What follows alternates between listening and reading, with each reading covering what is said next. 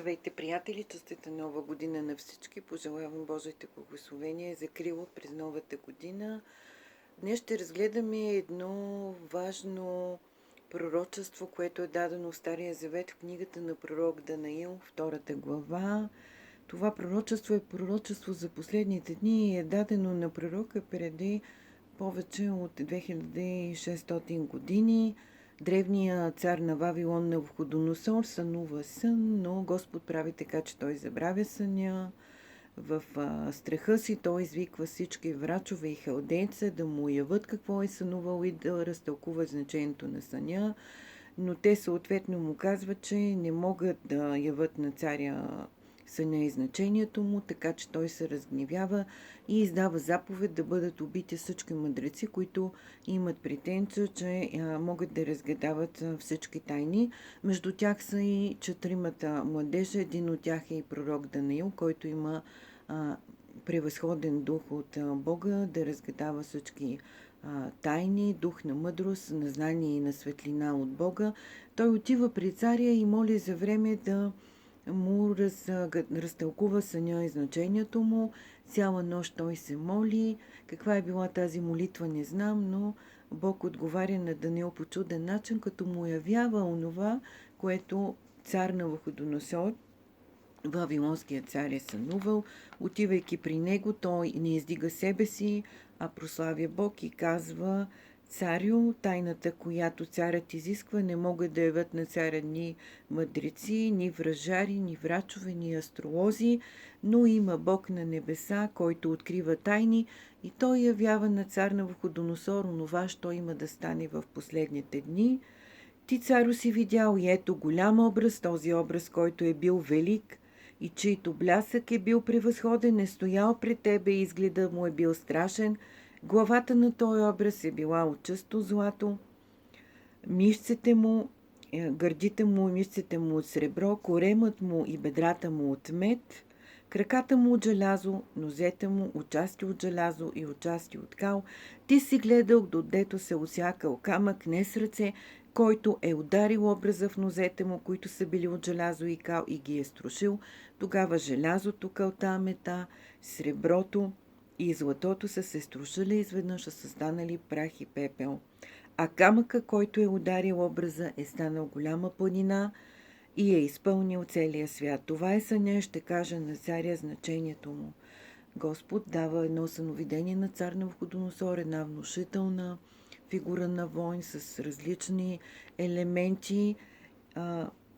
Главата на този образ е била от чисто злато и Данаил казва: царю, ти си тази златна глава и подир тебе ще се издигне друго царство, по-долно от твоето, и друго трето царство от мед, което ще обладае целия свят.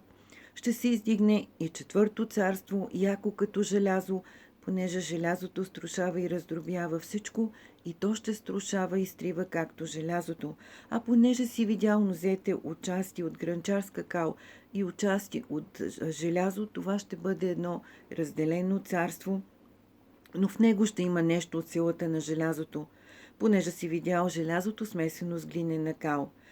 Ключовия стих тук е: но няма да се слеят един с друг, както желязото не се смесва с кълта.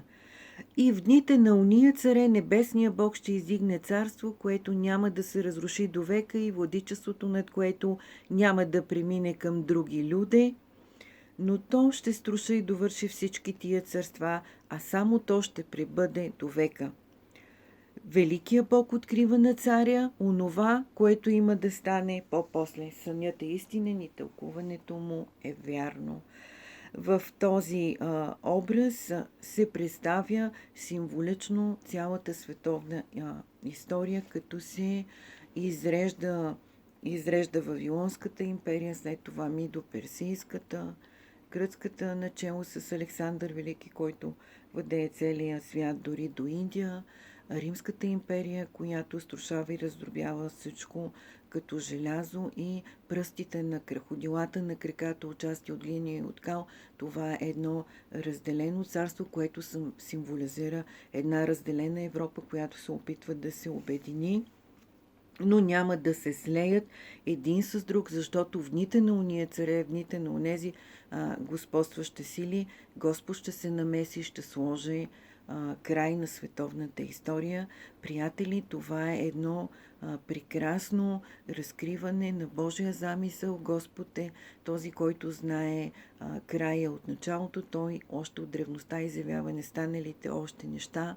Ние живеем в края на световната история. Световният часовник, политическата карта показва, че време е да падне камъка.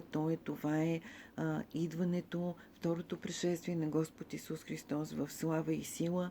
Неговото царство е вечно, където ще царува вечна правда. Нека да се замислим относно пророчествата на света, защото те са като един светилник, който светя в тъмното и прояснява цялата световна история. Господ е велик, нека да бъде благословено името му. Изучавайте тези пророчества и се замислете, че времето на Христовото пришествие наближава. Нека Господ да даде повече светлина и мъдрост, за да бъдем мъдри, да разбереме онова, което Господ е скрил в Светото Писание. Благословено да бъде името му.